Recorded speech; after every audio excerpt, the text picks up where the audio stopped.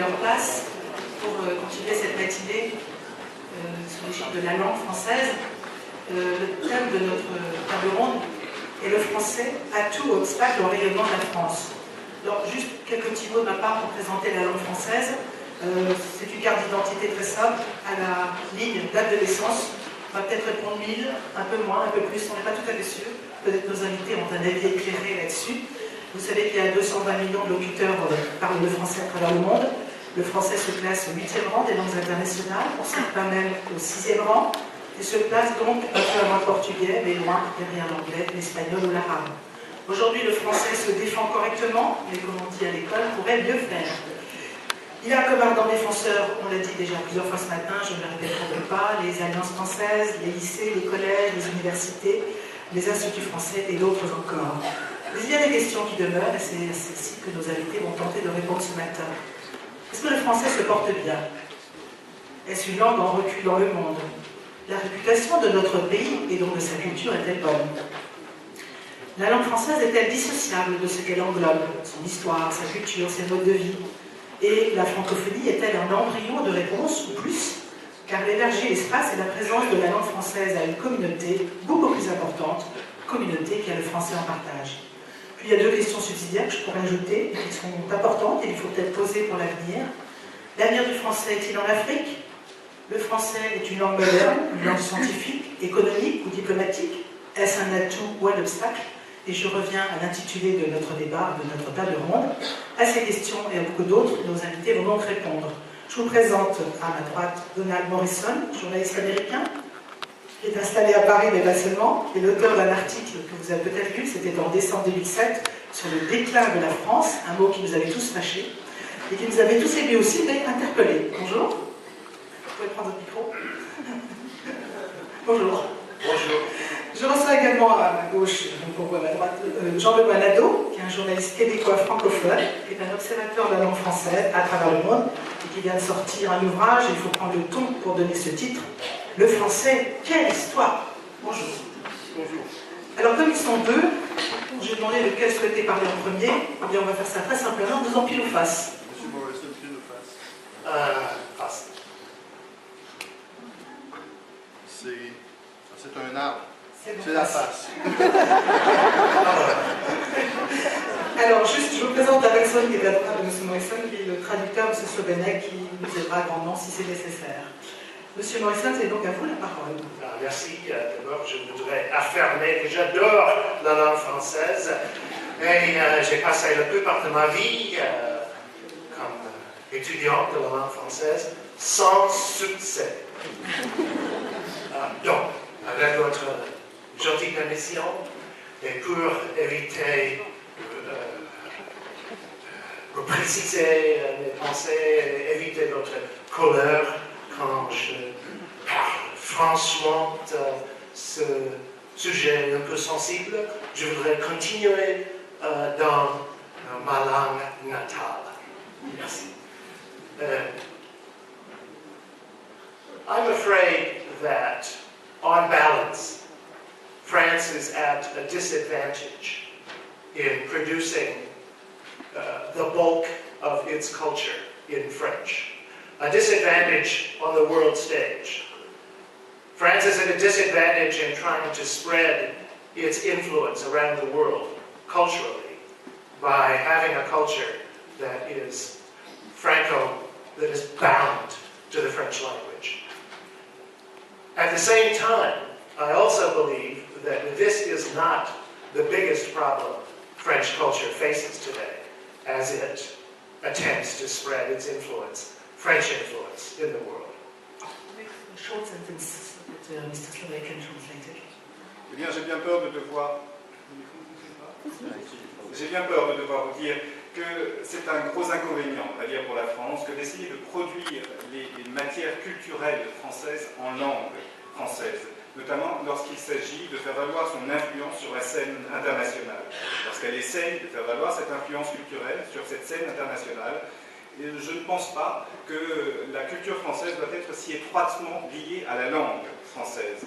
Ceci étant dit, je ne pense pas que ce soit le principal des problèmes que connaît la France et la culture française dès lors qu'il s'agit d'exercer son influence sur la scène internationale. I don't have to tell you about the pernicious growth of English in the cultural world. I have encountered this personally just last night. I've written another book, this one about Obama, Barack Obama, and how he has lost the confidence of his own country, even as he remains popular in other countries, including France. This book will be published, I wrote it partly in French. It will be published entirely in French in January. But yesterday, I got off a plane from the US and found a message that my publisher, editeur, had just returned from the Frankfurt Book Fair, and all of the other publishers in the world who buy the rights to French books were asking for an English translation to make their decision about whether to buy the rights to this book. English has become the transmission belt of global culture. Bien, je ne pense pas qu'il y ait lieu pour moi pour rappeler à quel point la croissance de la langue anglaise dans le monde est pernicieuse. Et si vous me permettez une anecdote à titre personnel, sachez qu'hier, je revenais des États-Unis à bord d'un avion et je souhaiterais justement évoquer un autre livre que j'ai écrit à propos d'Obama et du rôle d'Obama et de cette perte de confiance que connaît Obama, essentiellement aux États-Unis, alors que dans le reste du monde, il continue de jouir de confiance, notamment en France. Et paradoxalement, il se trouve que j'avais écrit ce livre en partie en français. Il devrait sortir en français, en version française, au mois de janvier. Et donc, comme je vous le disais hier, je revenais dans un avion et je devais voir mon éditeur qui revenait justement du Salon du Livre de Francfort. Et il se trouve que pour que les éditeurs des autres pays puissent prendre leur décision sur la décision de publier ou de ne pas publier mon livre, eh bien, ils insistaient pour que ce livre soit traduit intégralement en anglais. Of the 1,000 or so important novels that are published every year in France, only about 8 get translated into English, and thus are readily available to editors from other countries, from non-French-speaking countries. In music, there are relatively few French composers, performers of global reputation currently. In the world of art, there are many wonderful French artists, but their works do not command the same prices as works from English-speaking countries, oddly. Why is that? I think it's because the global marketplace for culture speaks English to itself. Works that are not available in English, works whose producers and marketers do not deal in English, are automatically at a disadvantage. En fait, sur à peu près 1 millier de romans importants qui sont publiés chaque année en France, seuls 8 environ sont traduits. Et par conséquent, seuls ces 8 ouvrages sont disponibles pour les autres pays du monde qui ne sont pas francophones. Dans le monde de la musique, il y a très peu finalement de compositeurs ou d'artistes dans le monde qui ne s'expriment qu'en français. Et dans le monde des arts, il se trouve que nombreuses sont les œuvres artistiques dont sont auteurs les Français, mais ce travail se répand peu, ces œuvres se répandent peu dans le monde parce que précisément elles ne sont pas offertes en langue anglaise. Ça peut paraître curieux, je me suis posé la question de savoir pourquoi. Eh bien, la réponse que j'apporterai à cette question que je me pose serait de dire que, à vrai dire, c'est essentiellement parce que le marché de la culture, au plan mondial, au plan planétaire, est un marché essentiellement en langue anglaise. Et par conséquent, les personnes chargées de la commercialisation, les producteurs des œuvres artistiques ou culturelles, qui ne sont pas eux-mêmes de communiquer et d'échanger en anglais, sont véritablement dans une situation défavorable. If having to work in French is a handicap for the producers of French culture, It's a handicap that can be overcome. You can pay extra to have works translated, to have films dubbed and subtitled. The bigger problem, in my opinion, is the quality, the focus of many French works of culture. Many works of culture produced in French. They are, to be blunt, too Franco-Francais. They are not designed to appeal to a global market. They're designed to appeal to the French-speaking world, especially the French speakers in metropolitan France. This is a theme that runs through French literature, French movies, and French music. Partly as a result, French pop singers who desire a global audience increasingly record their songs in English. More and more French movies are being made originally in English. There's a movie everyone in the US is excited about called L'Artiste, which I believe opened here while I was away last week. Not a single word of French in the entire movie.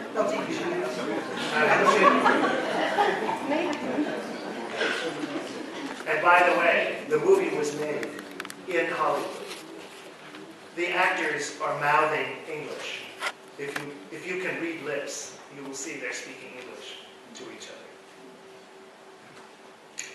Si effectivement les auteurs d'œuvres ont besoin de communiquer en français, si pour les producteurs d'œuvres artistiques il y a lieu de communiquer en français, eh bien, ça n'est pas pour autant qu'il n'y a pas de solution. Ils peuvent très bien dépenser les sommes nécessaires pour faire traduire les œuvres, pour faire doubler les films par exemple. Ceci dit, il y a un problème inhérent aux œuvres françaises et c'est un problème de qualité, de caractéristiques des œuvres françaises. En effet, elles pêchent généralement par excès de caractéristiques franco-françaises. Elles sont essentiellement destinées à séduire un public français et non le marché international. Et lorsque je dis un public français, j'irais même jusqu'à dire un public de France métropolitaine. Ainsi, la littérature, les films de cinéma ou bien les œuvres musicales sont généralement, pour qu'elles connaissent un succès, doivent être en anglais. Et les chanteurs pop, à cet égard, musique pop, sont un bon exemple de cette tendance française à l'heure actuelle pour essayer d'atteindre un plus large public. Et bien, de plus en plus, ils composent, ils écrivent en français. C'est le cas également d'un certain nombre de films français qui sont tournés en anglais. Je citerai l'exemple d'un film qui est sorti, je crois, la semaine dernière, alors que j'étais absent de Paris, intitulé L'Artiste. Il se trouve qu'il n'y a dans ce film pas un mot prononcé en français. Vous direz qu'il n'y a pas non plus un seul mot prononcé en anglais. Simplement, la différence c'est que si vous êtes capable de lire sur les lèvres des acteurs, des actrices, des comédiens, eh bien vous verrez que le mouvement des lèvres articule des mots en anglais et non pas en français. Par ailleurs, il faut savoir que la plupart des films, que ce film a été tourné à Hollywood. As I said, French is not an insuperable barrier for French culture. What's more important is that French culture continues to renew itself and enrich itself by absorbing influences from outside metropolitan France. This is the way cultures traditionally renew themselves, gain energy, and become competitive on the world stage. I would recommend then that, not that France stop subsidizing the spread of French language, not even that France stop producing its cultural products in French. As I said, this is mostly a problem of translation and dubbing and subtitling. What France has to do is to begin or to continue producing works with vitality that recognize there is a market, there is a world outside the French-speaking world, cultural products that are compelling, books that have compelling plots and compelling characters, movies that have high production values, music that can appeal to a global audience, that can appeal to an audience that is familiar with culture outside the French-speaking world. Comme je vous disais, l'usage du français n'est certainement pas un obstacle insurmontable pour la culture française. En revanche, l'effort que doit fournir la culture française est un effort d'enrichissement. Il s'agit en effet, si l'on souhaite pouvoir accéder à un public en dehors du marché francophone, il faut se renouveler, il faut apporter une nouvelle énergie aux œuvres francophones afin de pouvoir compter sur la scène internationale. Je ne suis pas du tout en train de vous dire qu'il faut mettre fin aux subventions aux œuvres en français ou même cesser tout simplement de produire des œuvres en français. En revanche, parce que ces problèmes de sous-titrage, de doublage, de traduction existent, mais ils ne sont pas insurmontables. En revanche, ce que j'essaie de vous dire, c'est que la France doit produire des œuvres qui ont une nouvelle valeur, qui témoignent d'une nouvelle vitalité, une véritable vitalité. Et la culture française doit également avoir conscience du fait qu'il existe un monde au-delà des frontières du monde francophone. Et il faut par ailleurs que ces œuvres en langue française, que ces œuvres françaises soient captivantes, qu'il s'agisse de livres, il faut que l'intrigue sache accrocher le lecteur, il faut que les films sachent séduire les amateurs de cinéma, les cinéphiles ou les spectateurs, et il faut que la musique puisse également plaire à un public international, un public qui vit en dehors du monde strictement francophone.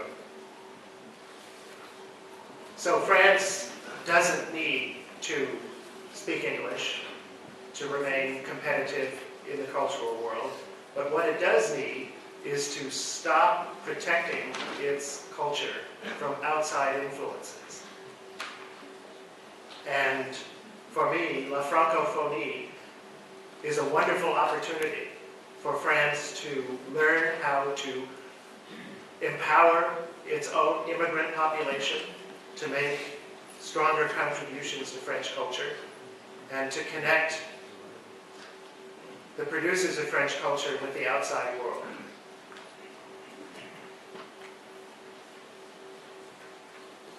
La France, par conséquent, n'a pas besoin de parler anglais pour rester à un niveau de concurrence suffisant dans le monde culturel. En revanche, ce que doit faire la France, c'est cesser d'essayer de se barricader, de se protéger des influences extérieures. La francophonie, à mon sens, est une véritable chance à saisir, qui permettra d'autonomiser, de donner un pouvoir aux populations migrantes qui, à leur tour, pourront contribuer à la culture française et à son rayonnement. Et je préconise également un lien plus étroit entre les producteurs d'œuvres françaises dans le monde. Alors, stop there. Et je m'en tiendrai là. Alors, j'avais d'un côté un orateur américain, j'ai à ma gauche également quelqu'un qui vient d'Amérique du Nord, qui est québécois. Eh oui, ça pose un problème? Non, Non. ça ne pose pas de problème. J'ai aussi fait un livre, outre celui-ci, le français de quelle histoire, j'avais fait un livre qui s'intitulait « Les Français aussi ont un accent ». Bien évidemment, depuis quelques jours, je me refamiliarise avec le dialecte de Paris. Le français atout ou obstacle au rayonnement de la France. Je réponds vite, et ensuite je dis un atout, je crois. Mais j'espère avoir le temps de vous amener à réfléchir un peu sur le point de vue où on peut renverser la question et dire la France atout ou obstacle au rayonnement du français. Mais je ne crois pas que ce que M. Morrison appelle des barricades soit un problème au rayonnement du français, mais vous touchez le corde sensible que je me rappelle, j'étais jeune journaliste, mon rédacteur à la revue, au magazine d'actualité à Montréal, m'avait dit, je lui demandais pourquoi vous ne publiez pas plus souvent des articles repris de la presse française. Ah, et M. Paris, un peu brusque parfois, il disait, vous savez, il dit, les Français s'expriment, ils ne communiquent pas. J'avais trouvé ça intéressant parce que j'ai trouvé que j'ai réfléchi pendant 20 ans et j'ai trouvé qu'il avait touché au nœud de l'affaire. C'est-à-dire que j'ai l'impression que depuis 50, 60 ans, c'est développé une éthique de l'expression plutôt que de la communication. Alors, l'expression, c'est facile, on s'exprime. Mais pour communiquer, il faut être certain que le receveur à l'autre bout reçoit ce qu'on dit.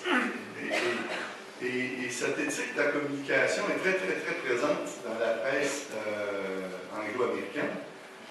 Mais elle était très, très, très présente dans la culture française avant il y a 60 ans. Et quand on lit les auteurs de cette période-là, par exemple, mais même les cinéastes, c'est une des choses qui est la plus frappante quand on y songe, c'est précisément qu'il y a une préoccupation d'expression, mais il y a une préoccupation de communication. Et on dirait que celle-ci a été un peu évacuée dans les dernières 60 ans. Et, à mon avis, c'est réchappable. La situation du français par rapport à l'anglais en ce moment est très, très similaire à l'inverse de celle que le français avait par rapport à l'anglais au 18e siècle.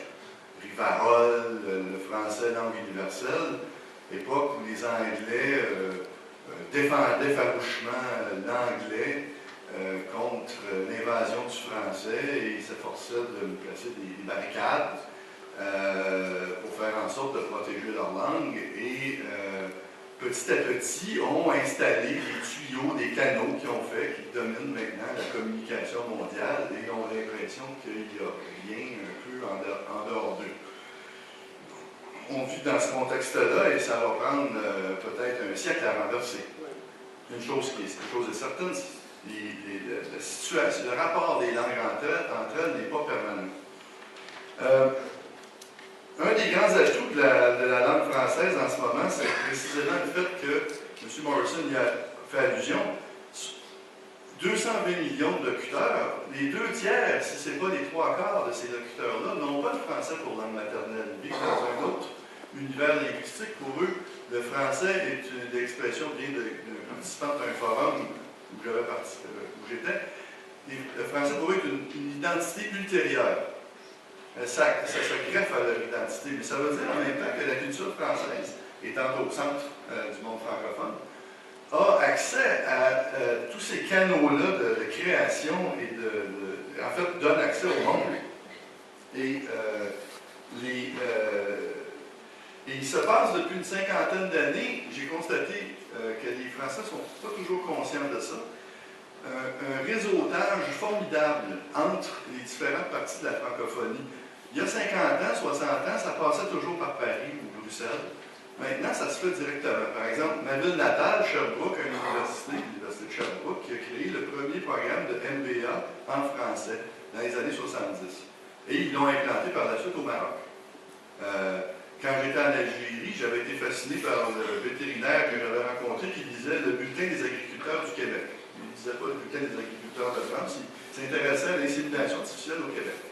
Il y avait les professeurs de l'Université Moncton à Saint-Jean, qui sont des spécialistes de la common law en français, ont rédigé la Constitution d'Île Maurice, parce qu'ils maîtrisent ce droit-là en français. Et on voit des agronomes vietnamiens aider les Sénégalais à la production de riz.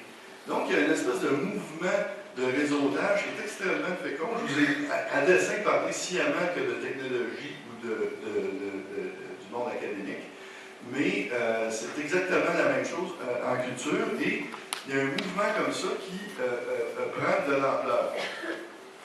Par ailleurs, je suis actuellement en train de faire de la recherche pour mon prochain livre qui s'intitule The Story of Spanish, la grande aventure de la langue espagnole.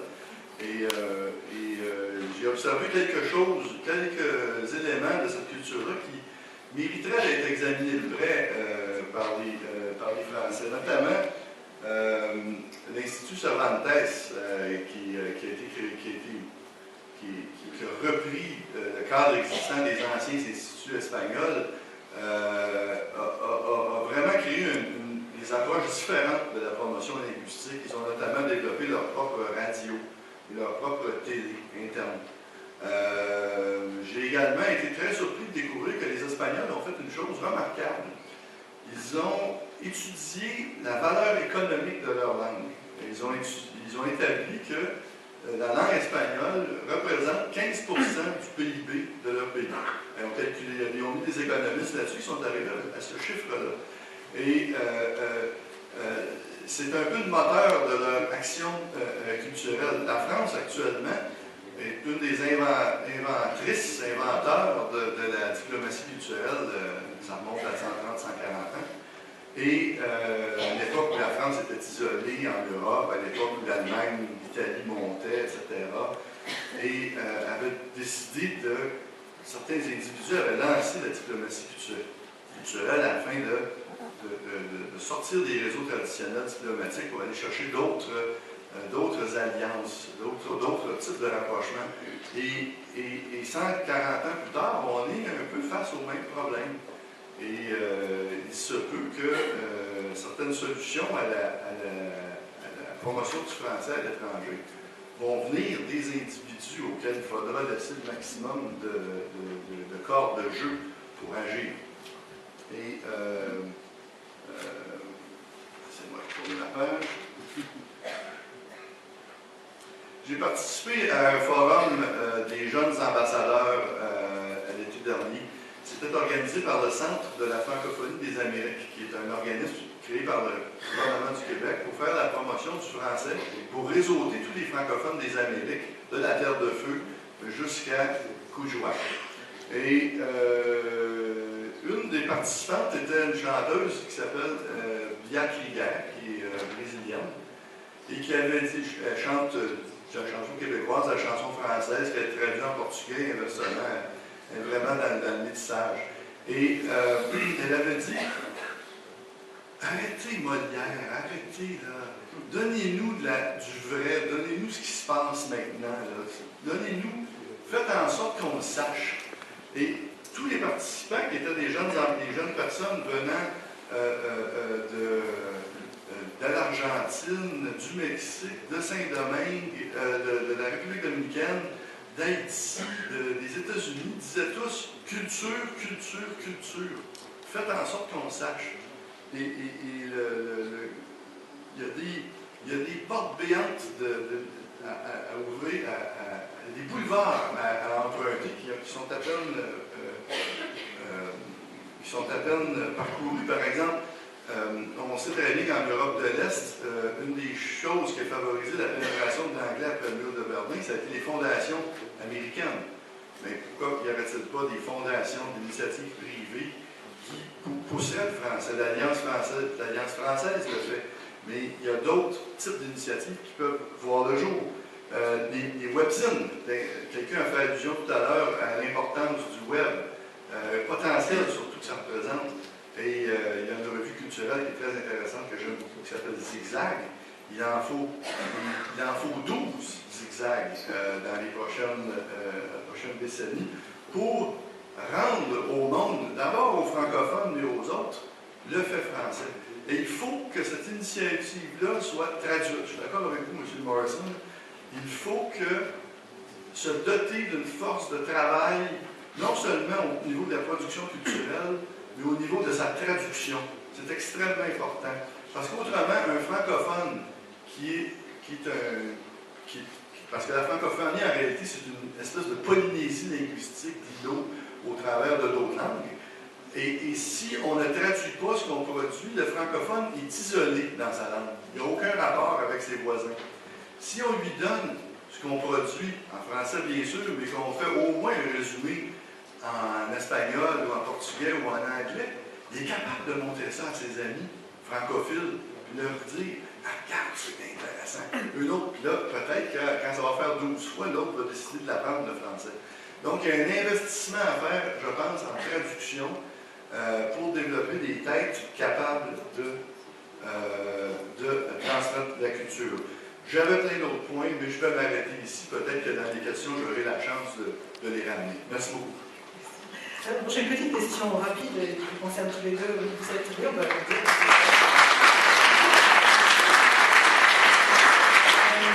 Vous avez parlé du déclin de la culture française en tant qu'américain, mais aussi en tant que journaliste. Nous connaissons l'inimitié qui nous oppose à ceux qui parlent anglais mais qui viennent de Grande-Bretagne. Quelle est l'image qu'ont les Américains de la France? C'est quelque chose qu'on connaît un petit peu moins. Parce que le Nouvel Observateur, j'avais noté, avait rapporté, lorsque vous avez sorti votre article, pour les Américains, disait-il, the French culture est à la fois un objet de détestation et un objet de désir. C'est comme ça que vous voyez ça, vous, en tant qu'Américain? I hate to disappoint you, but Americans do not think about French culture, the French language, or indeed France, except when the president's wife is about to have a baby.